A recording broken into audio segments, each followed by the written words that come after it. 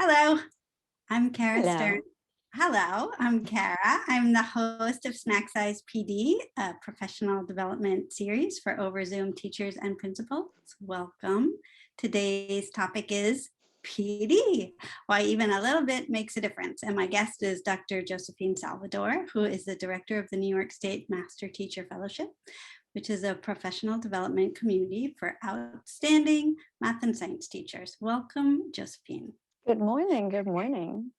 So in the interest of being efficient, I'm going to ask you 3 questions and then we're done.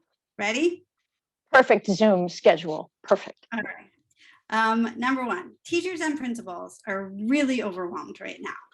So what do you say to a teacher who says, I'm totally underwater and I do not have bandwidth for PD? Very good first question talking about PD. My first thought is I feel the same way. And as a school leader, I'll put myself in the role of school leader. It's important to acknowledge that. And I believe in the value of spending time together for professional development. I can be positive about that. I can think about where we'll be in a year, but I also need to acknowledge that this is rough. So that's first thing. Second, professional development, I think, is professional learning, and we learn in different ways. So reflecting on your practice and what you do and how you're part of your practice could be formal, could be informal. But the value is you're setting aside time and not rush to the next thing you need to do, but you're spending time thinking about it. Nice. That feels manageable.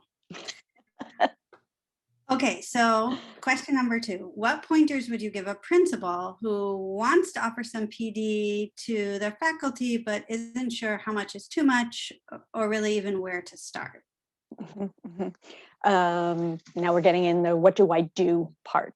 The Mhm. first I think is super important is to start as the school leader.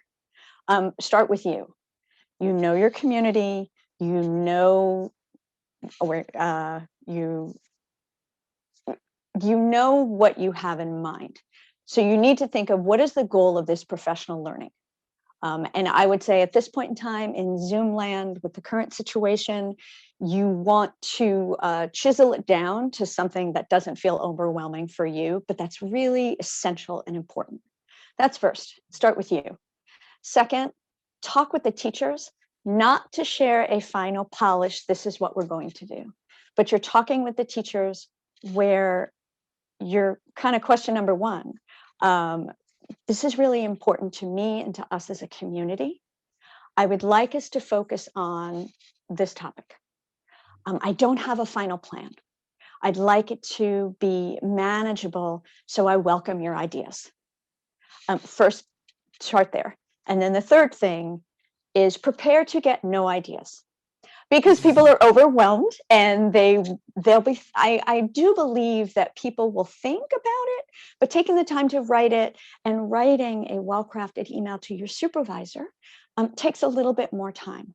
So prepare to get nothing. So prepare yourself to do some collection in the same way that you would do pre kind of the current condition. You would chat over the water cooler. So you may know a teacher that they'd welcome an email to just chat with you by email. You might drop into a class if the teacher's in the room and the students are on Zoom. Ask, say, can I just come in and sit and absorb the experience with you? But start, that third piece is go find out kind of what's happening and kind of what's the experience in the community. So be proactive about it. Yes, thank you. All right, awesome. That's great advice. Okay, number 3, and it's related to the first 2. So what's one thing you could recommend that teachers and school leaders do on a regular basis that feels really manageable? I'm gonna tie that's really manageable and really important to professional learning. right? So for me, professional development or professional Yes, learning opportunities. manageable and meaningful. And not manageable and meaningful. useless, yes. And I want to focus on both what the leaders, I believe the leaders should be doing and teachers should be doing, is every Okay. morning or every day, take time to think about what you're doing and write it down. It doesn't have to be a fancy journal, bullet points. What am I doing today? Why am I doing it? Every day spending time thinking about that, for me, I think it grounds me in who I am and what I think what I believe is important. And there may be a day where I say, wow, I'm a little distracted. Let me get back to a teacher-centered moment, or let me get back to it. I haven't really listened to my students recently. And so one is the regular basis of spending time, 15 minutes, jotting down ideas. And then I'm going to say something else that manageable is in the teacher meetings, because we know meetings will happen on a regular basis. Make space and welcome for people to share, optionally, as an option, to share what they wrote, what they were thinking. Because what they may find is a thinking partner, someone who's feeling the same way. But if you're making it regular, you could do it. I wouldn't do it at the top of the meeting. No, crickets. I would put it in the middle of the meeting, put it at the end of the meeting. But you may find that teachers that need an outlet to share what's worrying them, what they really want to focus on, there's some comfort in knowing I have a professional space to do this. And as the leader, you just don't know, perhaps there might be a professional learning opportunity that you can build off of that would be really meaningful to your teachers and comes from your teachers. I think that's manageable. Yeah, I think it is too. And I think to use a teacher phrase, it's like the principal teachable moment.